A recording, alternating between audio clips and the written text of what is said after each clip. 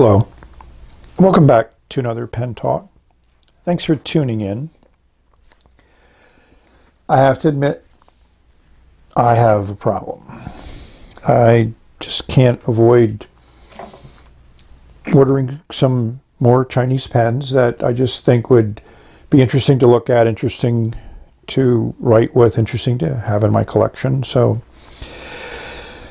I mentioned before, I've been kind of motivated by the fact that a lot of these pens seem to be limited editions, and this one is no exception. So when they sell out and they're gone. So I had to pull the trigger on this. So you may see some familiarity in the packaging. You know, the sleeve is pretty good. It slides out, but then we have a nice metal box. And this is all raised.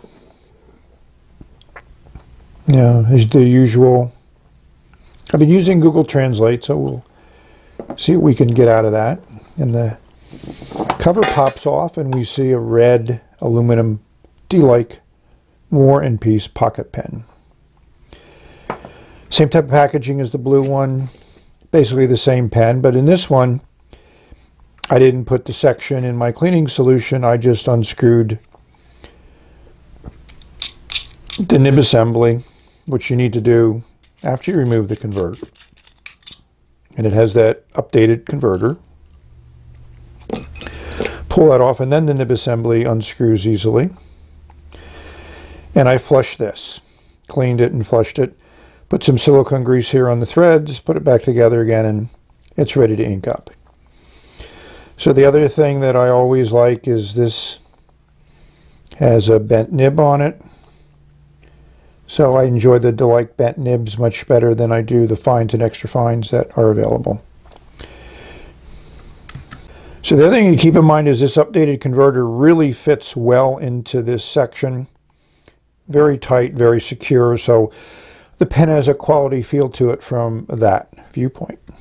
So here we are comparing the packaging that the blue Alpha came in to the red one. As you can see, they've substantially upgraded the red packaging to be more ornamental and more representative of what one may call a limited edition pen, which is what they advertise it to be. The box, the metal box inside is the same, the inserts are the same, but they certainly have jazzed up the outside. So how does it compare to the blue one? I like both of them. I think the colors are quite nice. You know, I've liked the design when it was in brass, and it's a lot weighs a lot less in aluminum. And obviously we need to take a look at how the sections have changed.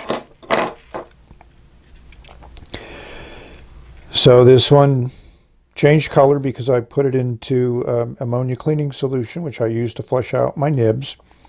And I didn't do that with the red one, so I've learned my lesson. Who says that we can't learn? How red is red? How does light affect the red that we see? So here we have the Delike Alpha red pen with a Pilot 78G in red, the Keiko Sky in a red, the Jinhao 992 in a red, and a Nemosine here in a red. I'm going to add some LED light to the mix and see how that may affect the way the color is shown on the camera. And now we're going to remove the natural light component and see how that changes the look. Interesting. You may ask, how does the Delike Alpha red with the bent nib write? So I'm going to use the blue one because they're identical, and I'm not ready to ink up the red one, or may keep it as a collectible item. So I mean, technically you could use this unposted, but it's not comfortable. It posts fine. I don't think you're going to have any issues with the coating, but you know, that's something that only time will tell.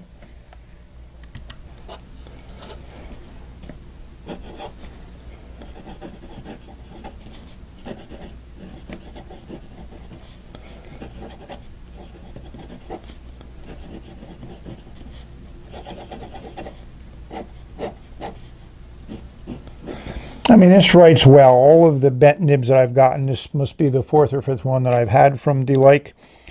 They all write very, very well. Smooth. No effort.